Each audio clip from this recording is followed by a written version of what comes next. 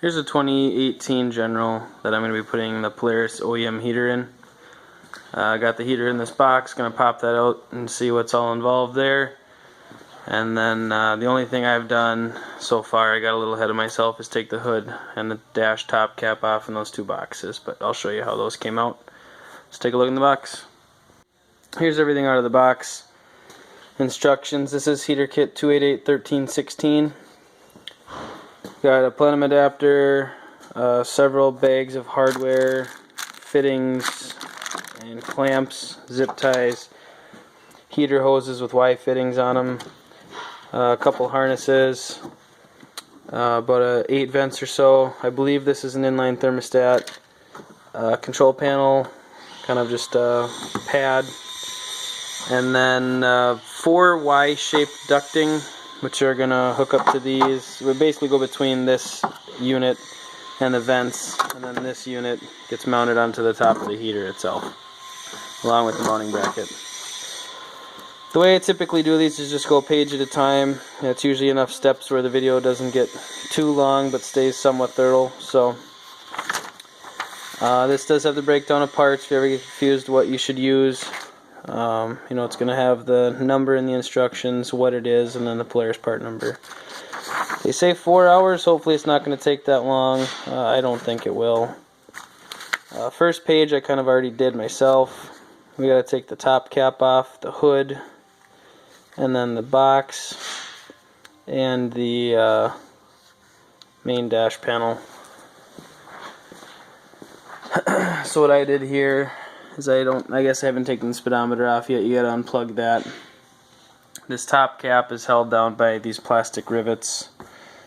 So there was probably, I don't know, close to a dozen of them all along the front and on this panel here. And when those are all out, this portion kind of flips up and then slides inside the cab, because the front are just held by little clips and these little dashes. Then once you get that out, that just lifts out. There's this box here, which just pulls out into the cab. Again, just kind of held in with a couple clips. And then the same story with this bottom panel. This one did have some electrical hookups you got to unhook. And those are what the pieces look like right there. So this had a little light, which I just popped out of that hole there. And then your 12-volt plug-in, and then your winch switch. I missed this the first time I read it. There is 2 little bolts on that gold plate down there, one right there, and then one right there. Those need to come out, as well as unplugging the instrument cluster. And that whole thing is going to pop out, this whole cluster right here. You can see I got the headlight pod removed there. Now I got to remove the main dash, which is kind of basically the whole black part facing the operator and the passenger. We already took out that center compartment. I kind of talked about that in the previous step. The next one is going to be taking off the hardware, which is rivets or push pins and the T40 head screws, as well as popping out all of the lights. So the Generals have floor lighting. I just popped this one out for you to see. They come on anytime the key is on. Anyways, they just pop through. You can just pull them right back out. But an example of the rivets would be, you know, right there. The T40 screws back there. A couple T40 screws down there. And I think there's a couple in the glove box. Once you get the rivets and the screws loose, this panel should pop forward and out of the way. Here I got the panel out. I typically leave the switches in there. I usually take out the ignition switch rather than unplug it. I just find it to be easier. Glove box kind of stays complete. One place that I struggled a little bit getting that thing out of there was right here. I was wanting to catch on that really bad. You just kind of got to shimmy that thing out of there. I don't really know why I struggled with it. Maybe it was just this case, but as you're lifting up, you kind of got to finesse it out of there. Here's most of the electrical stuff. Ignition switch. This was in the center dash. Your lights. There's your pod wire. There's your wires for the headlight and the four-wheel drive, and then here's the third light. This page I'm going to break up into two videos. The first step is going to be cut all the holes out of the dash, or sorry, not the dash, the firewall. So down here you can kind of see that figure 8 and then those 3 kind of slotted holes. Those all need to be cut out. I think the scribe marks are on the other side. Regardless, we need to cut it out. Usually I use a utility knife or some sort of router, drill bit, Dremel, really anything works. In this particular scenario, it doesn't really matter if it looks rough because it's all going to be covered up anyway. Once those are cut out, we actually mount the heater core kind of into that dead space right behind the firewall there. And then once that's mounted with the 3 screws from the back side, there's a plate that mounts to what appears to be this frame rail there. And then once that's all mounted, we install the fittings in the front side and then that little plenum adapter. Here I took the heater, there's a couple blue plugs in there I popped out, put this kind of foam piece, batted up against, and then we have the mount bracket, which I just unhooked. It was kind of just loosely bolted to the heater. Now I'm going to take the heater, bring it up here. You can see I got my holes cut out. They're kind of ragged. You can take a little sandpaper, emery cloth, clean up the sharp edges, but it really isn't going to matter. There's only going to be bolts going through the top holes, and then the lines are never going to touch the side of the plastic on that figure 8. So the padded piece on the heater is going to take up any slack there. Get that slid into place, bolt it in from the back, and then we hook up the bracket, bolt it back onto the heater hanging over the bar, hook up that plenum which is held in with a couple little bolts, and then put the fittings in the back side of the heater once it's in place, using thread tape on the threads to make sure it doesn't leak. Here's an update on it going in. It did take 2 people. I needed one guy to kind of hold it in the passenger seat while I went around the front and put those 3 bolts in. I was mistaken. It wasn't this frame rail, it was the back one. I've never done this particular heater. I've done probably 100 heaters, but just not this particular one. So I'm pretty familiar with how the way Polaris designs this type of stuff, but each one's a little different. We can see that this bracket here bolts to here. I have nothing tight right now. There's probably about a 1/4 inch under the head. Kind of the golden rule with assembly and installations like this is you don't tighten anything until everything is started. So I got the 3 bolts in the front, and I have those 4 bolts all started, and then I'm just going to kind of go and tighten everything all at the same time. Probably going to start by tightening up that bracket, the black bolts, then the silver ones, then tightening these 3. So I mean they're flush up to the plastic, but they're not tight. I can still spin the washer. And then I'm going to put in the fittings, and I think once I tighten it, it's going to pull this up a little bit. Yeah, it should with that bracket. And then I'm going to put the fittings in, and then that plenum cover on the top of the heater. Here's what the heater looks like mounted. I tightened the top bracket first. It seemed to work out well that way, tightening the black screws and then the silver ones. I put the plenum cap on there. I think it's a T15 Torx, one right there, and then one in the other far corner. And then the T40s I tightened down, all 3 of them, and then this centered out pretty nicely, and then I put some thread tape on those fittings and got them put in there. I think it's a 7/8 wrench to get those tight. Next page, we route the wiring harness, which goes through that grommet right there and then up to the front, and then we start cutting out the plastics, which most of them are square rectangle vents, so I usually use a utility knife with those. And then for the round ones, usually I use the correct hole saw, although I've never done this particular one, so we'll see what I use when I get there. Here I got the harness ran. There is these little holes up here you gotta drill out to a 1/4 inch. This just kind of pops in there and just kind of holds into place. And then there's a plug here that came separately. That plugs in here, and then you run them to your power. So you got your accessory on wire, your ground, and then your positive. So red, brown, orange. this wire runs through here. You push the plug through the grommet. And then that gray plug just plugs into the heater right there. I already got those plugged in. Then the other part of the heater is these two plugs here, which are going to plug into the dash to your heater controls at a later step. Cutting out the plastics is probably the most intimidating portion of any heater install, because if you screw up, it's something you're going to see. So on this particular one, they have these kind of scribed or indented plastic squares, and it says cut on this side of the line, and it has a little arrow pointing. So we cut on the inside of that line. I usually use a utility knife because it's the cleanest cut.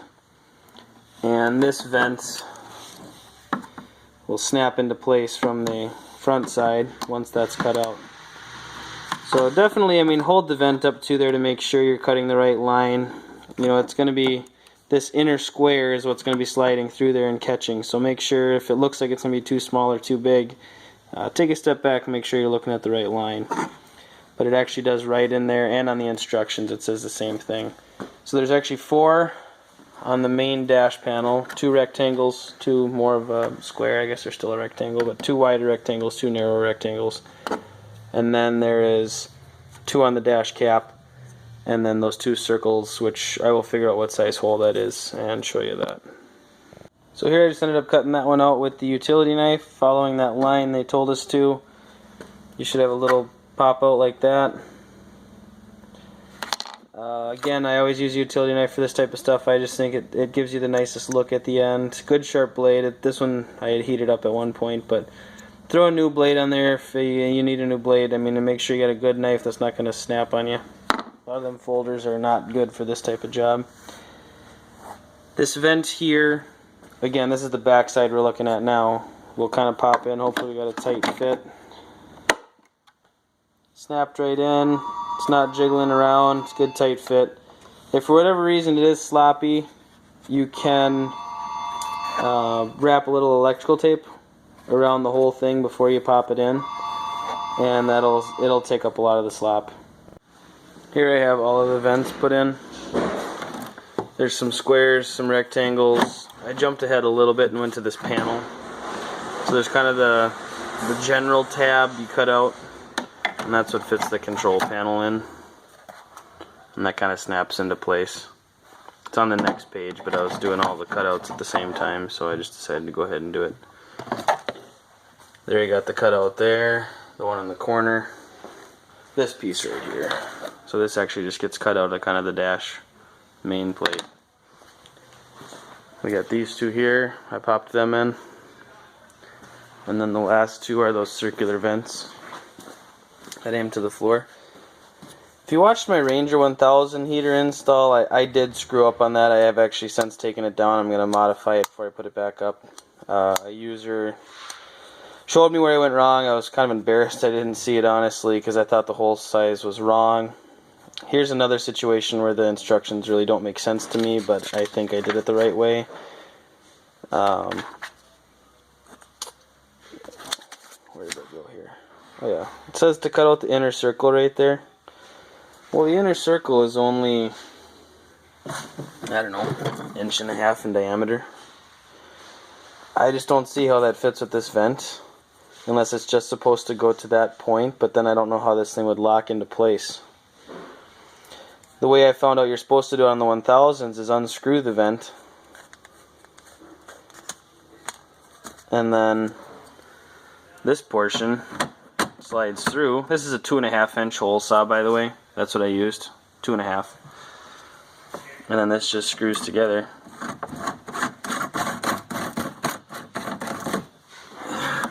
Just a second. So now it's nice and flush. All you have is that sticking out. And then you can hook your duct to there. I don't think it's going to hit anything. I guess we'll find out. Maybe you want to fast forward in the video and see. I've never done one of these general installs before. But I just don't see how that smaller circle could have possibly have worked. I mean, it would push up to this point, but then you'd have all of this sticking down. And there'd really be nothing holding it in other than maybe those little tabs. I don't know.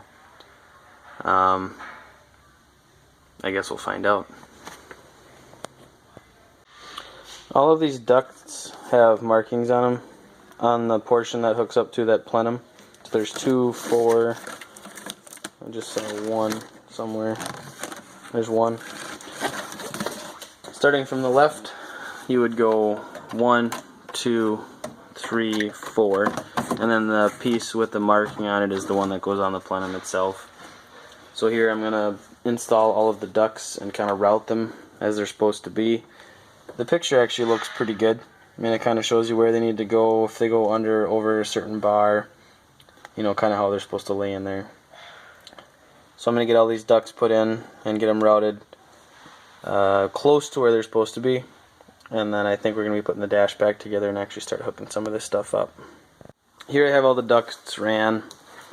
I was able to hook up the first one to those vents down there. And the way I did it was, I guess this one got turned a little bit, but 1, 2, 3, and 4.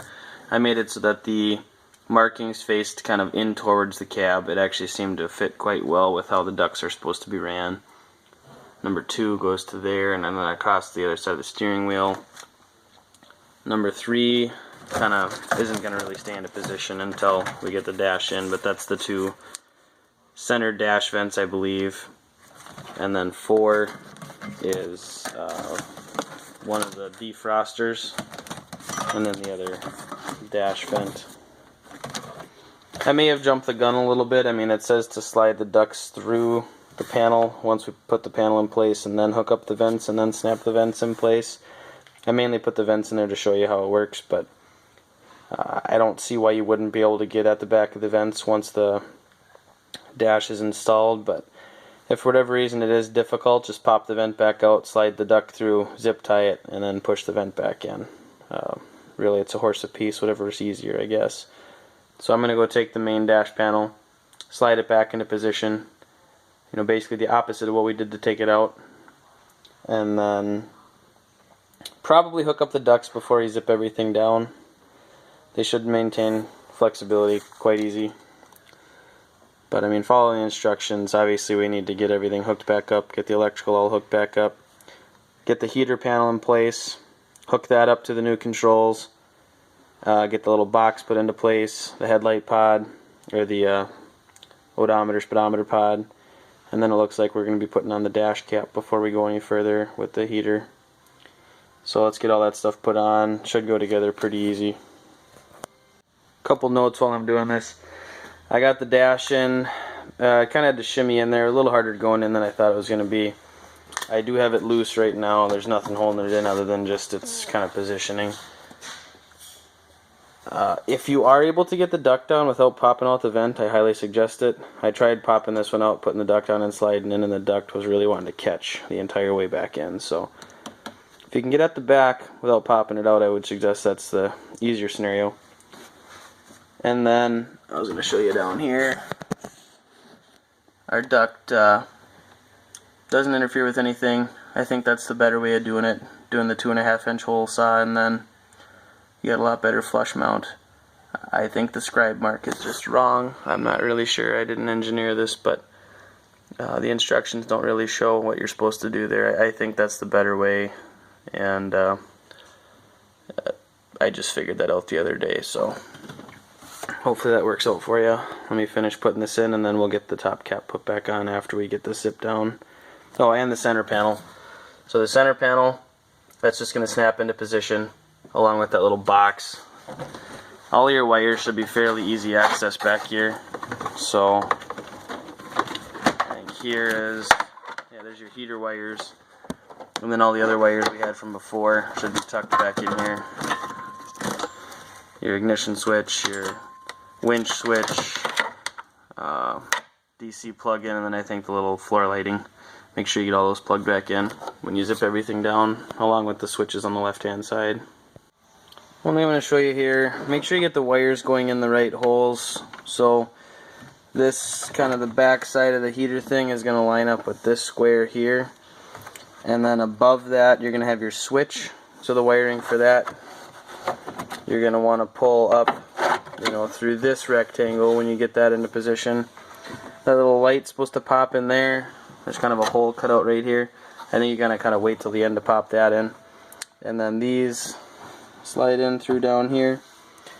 So make sure you get them, lined up, otherwise the wires are gonna get pinched.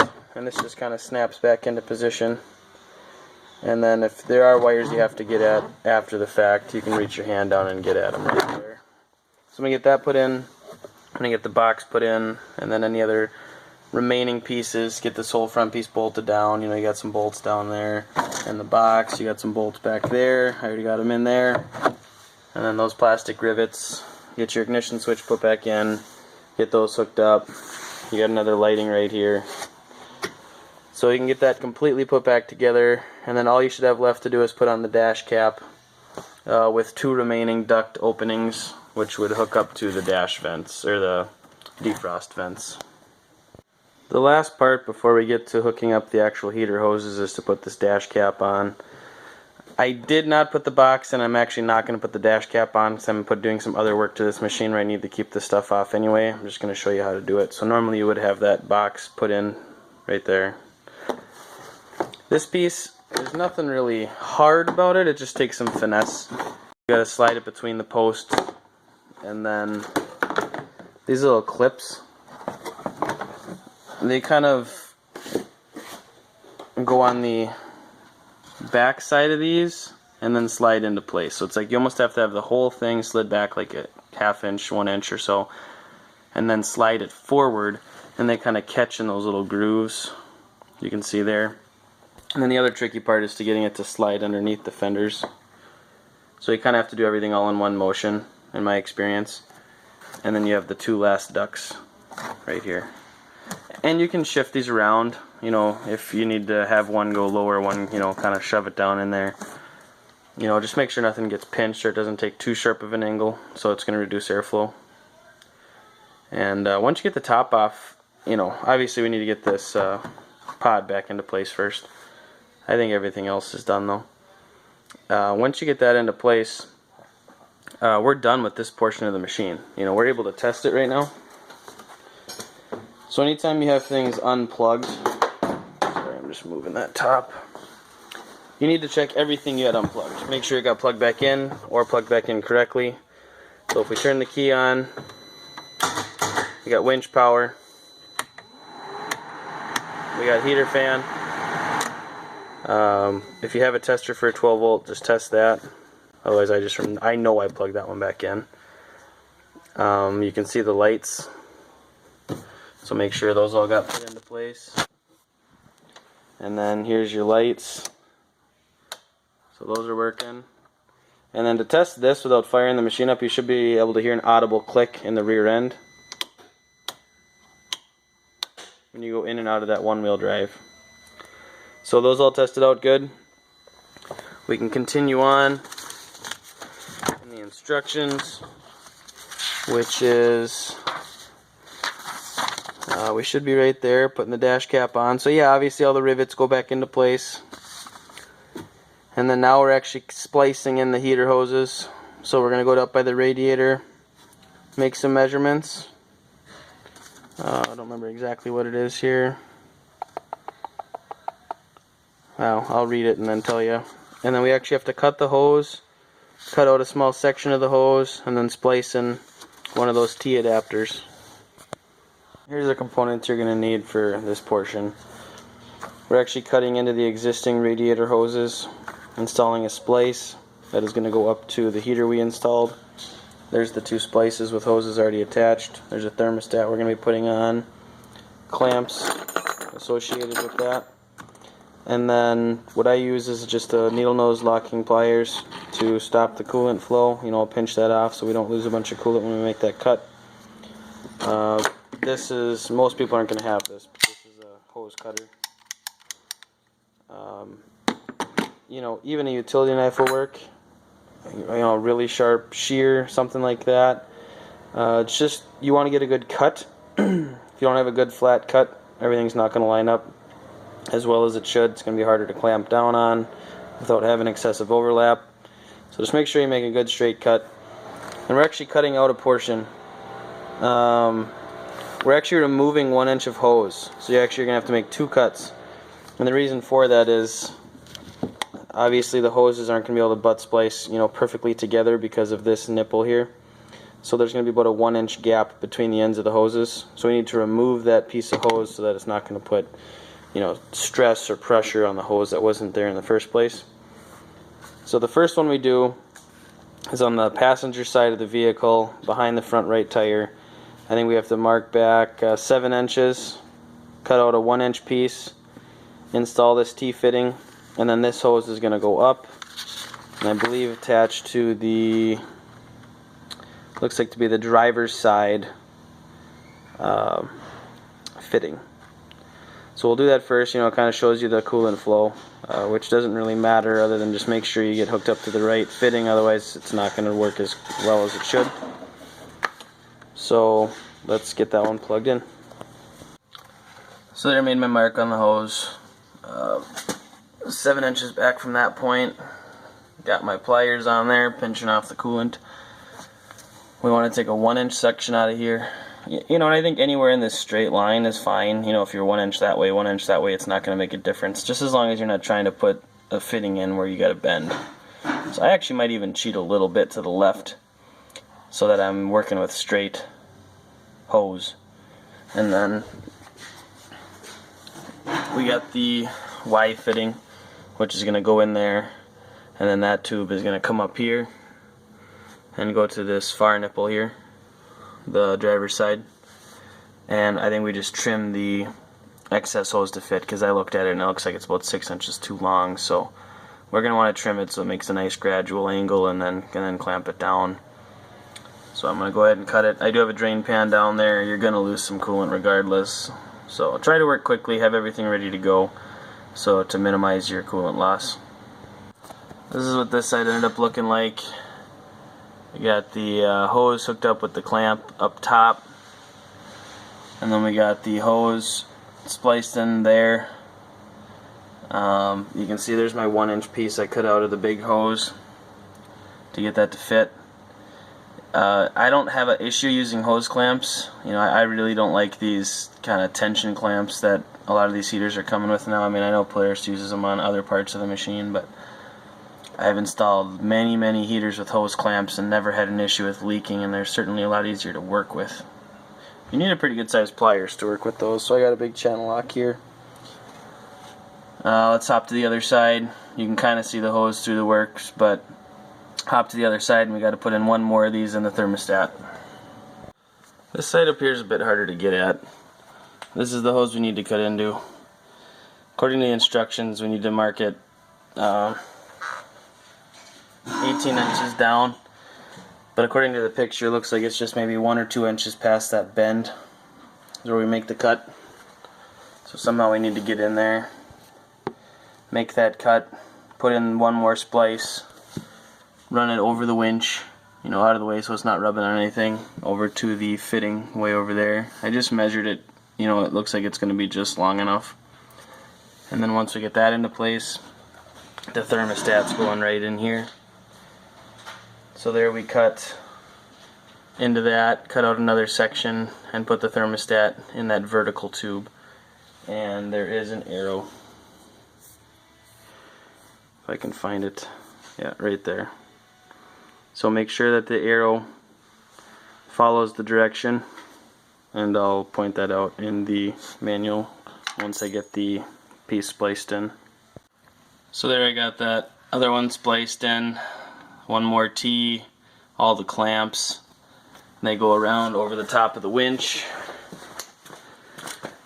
and hooks up right there. I did not have to trim this hose at all. It's like the perfect length right from the get-go. And then the hoses we're going to zip tie out of the way. There's no fast bends or anything like that. They're just barely touching the floor, so maybe we'll try to pull them a little bit away from that, but just kind of zips right over there, not in the way of anything. Last piece here, the thermostat. I looked in the instructions. Arrow points towards the radiator, so the radiator will be up in this position. So we're going to cut out the splice there, plop the thermostat. Looks to be right about in the middle of that straight run. And this one we have to remove 2 inches. So, you know, make your mark and then cut out 1 inch from each side of the mark, so 2 inches total. And then I believe it's 7 inches down from the top, so it looks to be right about in the middle of that straight run. Take out 2 inches and slip this thing in just like we've done the rest. Obviously, make sure you remove those blue caps. Those are just to keep them sealed when they're shipped. So there's a thermostat installed. I don't know if you can see the arrow, but the arrow is pointing up. We should be done down here. Everything went in actually fairly easy. This is normally the worst part of any job, just because you get covered in coolant and it's just sticky and nasty, but this actually wasn't too bad.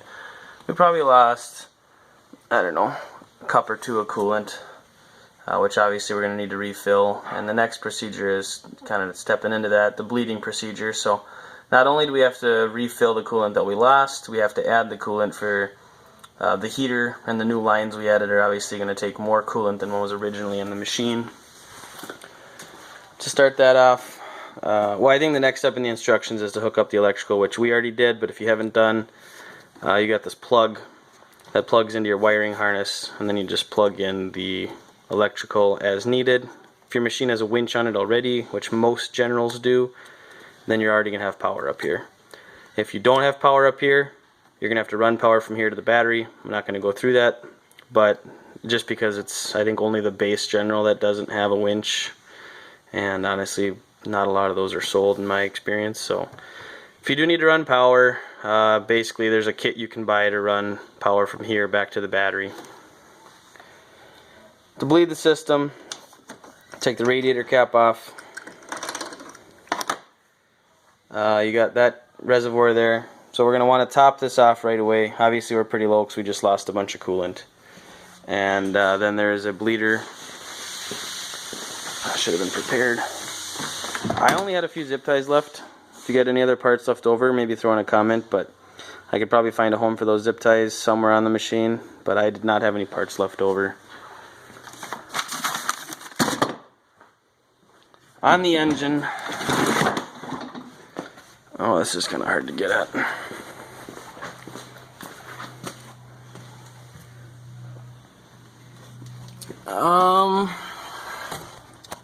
There is a bleeder screw.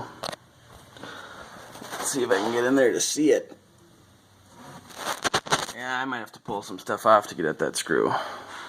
I had forgot how nasty this was to get at. What I've done so far is there was this boot right down there that had the ignition wires that went through it onto the clutch cover. Undid that clamp and pulled that out of there, so that boot was sitting right here. If you get down here and you look, see that little screw right there? That's the bleeder screw for the head. So that's what we need to crack open to get the air out of the head. What we want to do first is fire the machine up. Why that stupid thing ain't focusing.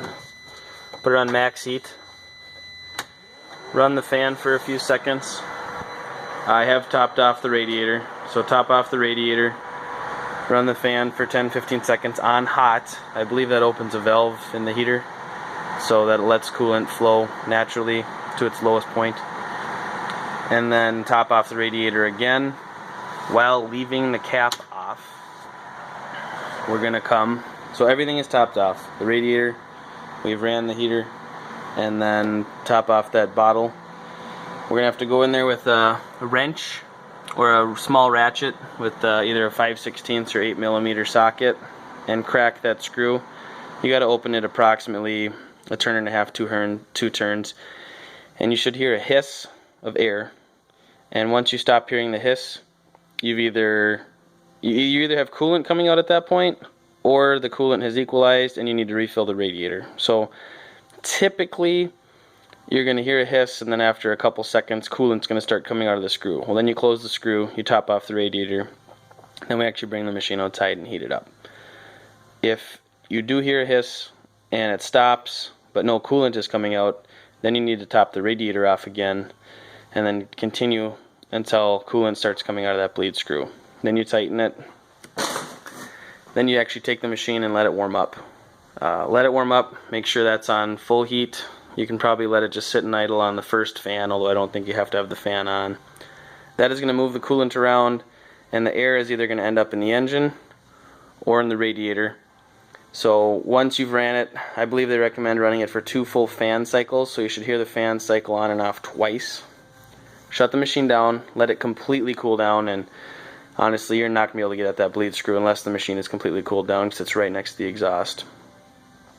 Let it completely cool down, open the radiator at that point. You're likely going to have to top it off. Top off the radiator, then come back and do the same procedure with the bleed screw. Open it until it stops hissing or until coolant starts coming out, close it, top off the radiator. And then I actually normally do this process 3 times. So basically 3 separate times. I am taking a little bit of air out each time. Once I'm comfortable that almost all of the air is out, you're never going to get all of the air out in the shop. A lot of times you need to go and actually drive it, you know, up and down hills. You know, if there's a small little air pocket somewhere, it'll work its way out. That's what the bottle's for. So as long as this stays on its max cold position, which it's not filled up right now, but as long as you keep coolant in this bottle, the machine will self-regulate over time unless there is too much air in the system. So that's why I want to bleed it 3 times, get as much air as possible while I'm in the shop. And then the customer, I usually tell them, just watch this bottle. A lot of times over the course of a few months, you know, it'll take probably about another cup of coolant, and the customer just needs to keep, you know, topping it off. As long as this stays topped off, your machine will self-regulate, and the way it does that is when it heats up, it pushes air out through the hose coming out of the radiator into this, pushes air out, and then as it cools back down, you know, everything contracts and it actually sucks coolant back into the radiator. And it'll do this while you're driving, you know, with the fan cycles. It'll get up to like 208 degrees. It'll push air out, and then it'll cool down to 180, and it'll suck some coolant back in. And, you know, when it does that hundreds of times, you know, even though it might be a tablespoon or a teaspoon of coolant per time, it'll slowly get rid of all the air in the system. So it's a really good design. I mean, cars are kind of, you know, built the same way. So obviously just make sure everything is topped off. You know, bleed that screw, I would say, at least twice. I usually do it 3 times. You know, and it can take a half a day to a day to completely heat up a machine and then let it completely cool down, and then completely heat up a machine and let it completely cool down. You know, right now we're in Minnesota and it's 20 degrees outside, so it cools down really fast, but it takes forever to heat up. So we're going to go ahead and get this one running, and then I'll do a video of, you know, what it's going to look like after I've ran it the first time. I let the machine run for about 15-20 minutes. The fan cycled probably 3-4 times in that amount of time. Let it cool down completely. Let it sit outside in 30-degree weather for about 2 hours. Drove it in here, had the engine running less than 10 seconds. Here I topped off the radiator. Hasn't taken from the bottle yet. And I'm going to attempt to get this hooked up. See if we can get some air out of this head. So here I got it on the bolt here. See if we can hear this.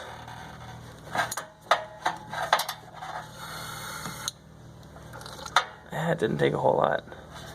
Hissed for about, I don't know, a second or so, and then I heard the coolant hit. So I'm going to tighten that up.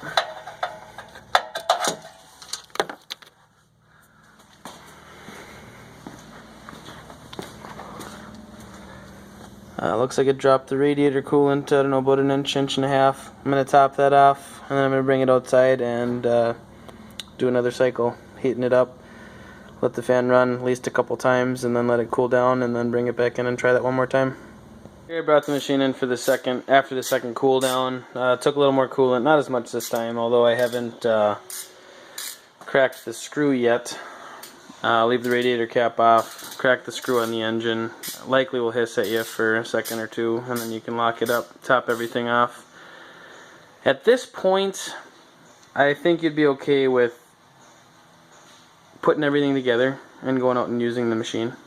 I don't foresee getting a whole lot more air out, but if you do use it, it will get trapped either in the radiator or in the engine. So I would try that and maybe bleed it after you've put 10 miles or an hour on it. Make sure it's cool before you take the radiator off. When you are done, you can put the boot back on that clutch cover that we had to take off to get at the bleeder, and then put the top cap off if you haven't done so already, and then the hood, and you should be good to go. So thanks for watching.